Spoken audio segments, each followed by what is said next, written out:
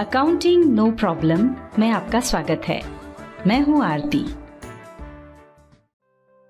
Tally prime की इस video series के आज के अध्याय में हम आपको बताएंगे कि सोर्स डॉक्यूमेंट्स क्या हैं और टैली प्राइम में इनका क्या उपयोग है।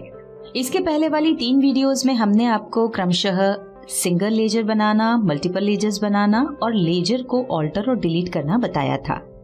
आइए अब आगे चलते हैं।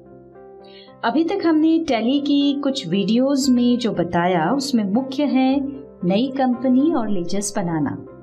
अब इसके बाद सबसे महत्वपूर्ण काम है ट्रांजैक्शंस रिकॉर्ड करने का। अकाउंटिंग के प्रोसेस में सबसे पहले आपको ट्रांजैक्शंस पहचानना होते हैं और उसके बाद उन्हें रिकॉर्ड करना होता है। ट्रांजैक्शन रिकॉर्ड करने के लिए कुछ आधार चाहिए होते हैं जिनसे ये सिद्ध हो सके कि ट्रांजैक्शन हुआ है। यानी ट्रांजैक्शन रिकॉर्ड करने के लिए हमें कुछ प्रमाण की जरूरत होती है और ये प्रमाण ही सोर्स डॉक्यूमेंट्स कहलाते हैं। सरल शब्दों में कह सकते हैं कि सोर्स डॉक्यूमेंट्स की जरूरत हमें व्यवसाय या व्यापार में ट्रांजैक्शन के सबूत के रूप में होती है और इन्हीं के आधार पर टैली में ट्रांजैक्शंस रिकॉर्ड किए जाते हैं। इन डॉक्यूमेंट्स में ट्रांजैक्शन से संबंधित डिटेल्स होती हैं, जैसे लेन देन की तारीख, उससे जुड़ी पार्टियों, सामान, राशि आदि का विवरण इत्यादि। तो आइए देखते हैं टैली में ट्रांजैक्शन रिकॉर्ड करने के लिए कौन कौन से सोर्स डॉक्यूमेंट्स की जरूरत होती है। इनमें सबसे पहले है बिल या इनवॉइस। जब कोई व्यापारी किसी खरीदार को उधार माल बेचता है तो वो सेल्स इनवॉइस बनाता है।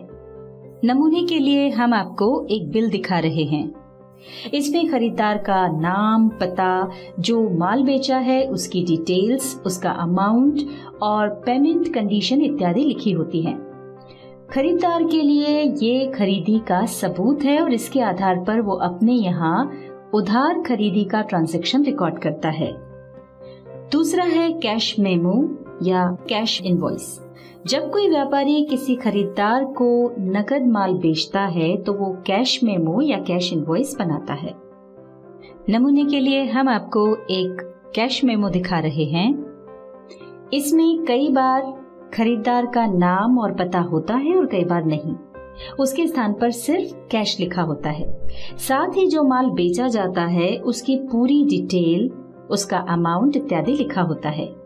खरीदार के लिए ये नकद खरीदी का सबूत है। इसके आधार पर वो अपने यहाँ नकद खरीदी का ट्रांजैक्शन रिकॉर्ड करता है। तीसरा डॉक्यूमेंट है रिसीट यानी रसीद। जब कोई खरीदार उधार माल खरीदता है और फिर बाद में उस माल का भुगतान करता है, तब भुगतान प्राप्त करने वाला यानी सप्लायर उसे एक रसीद देता है जिसमें रसीद की तारीख, खरीदार की डिटेल्स, अमाउंट और वो पेमेंट किस संदर्भ में प्राप्त हुआ है उसकी डिटेल्स होती हैं। नमूने के लिए हम आपको एक रसीद दिखा रहे हैं। खरीदार के लिए ये रसीद भुगतान किया गया है इसका सबूत है और वो इसके आधार पर अपने यहाँ पेमेंट का ट्रांजैक्शन रिकॉर्ड करता है। अगला डॉक्यूमेंट है चेक। जब कोई खरीदार उधार माल खरीदता है और वो उस माल का भुगतान बैंक के चेक द्वारा करता है तो इस चेक की डिटेल्स के आधार पर इस ट्रांजैक्शन को खरीदार और सप्लायर दोनों अपनी पुस्तकों में रिकॉर्ड करते हैं।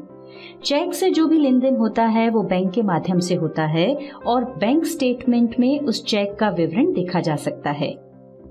नमूने के लिए हम आपको एक चेक दिखा रहे हैं। अगला है क्रेडिट नोट यानी सेल्स रिटर्न।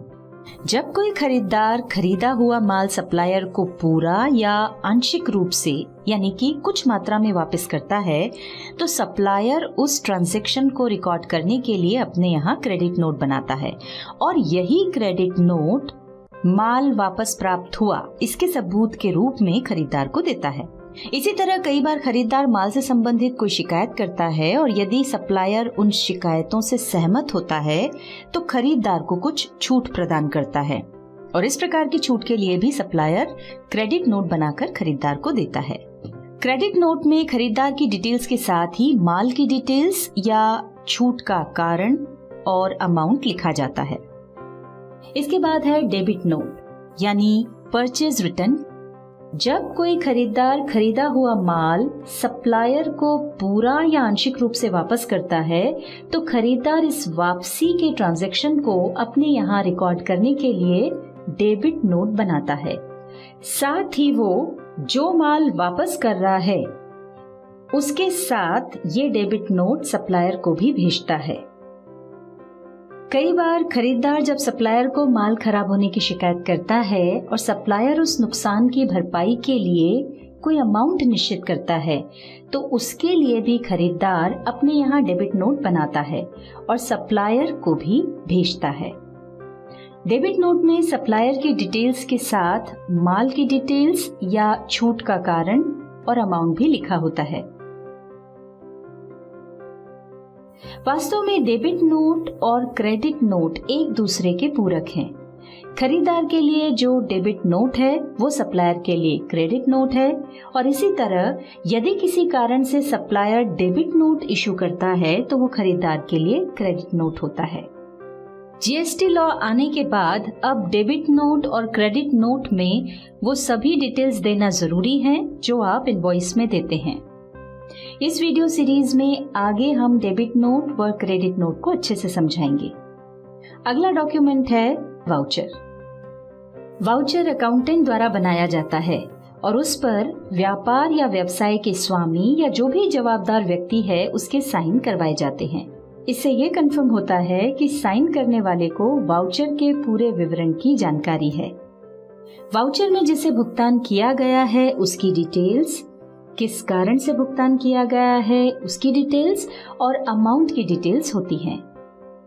तो अभी आपने देखा कि सोर्स डॉक्यूमेंट्स क्या हैं और ये कितने प्रकार के होते हैं। साथ ही आपने ये भी जाना कि बगैर सोर्स डॉक्यूमेंट के आप टैली में ट्रांजैक्शन रिकॉर्ड नहीं कर सकते।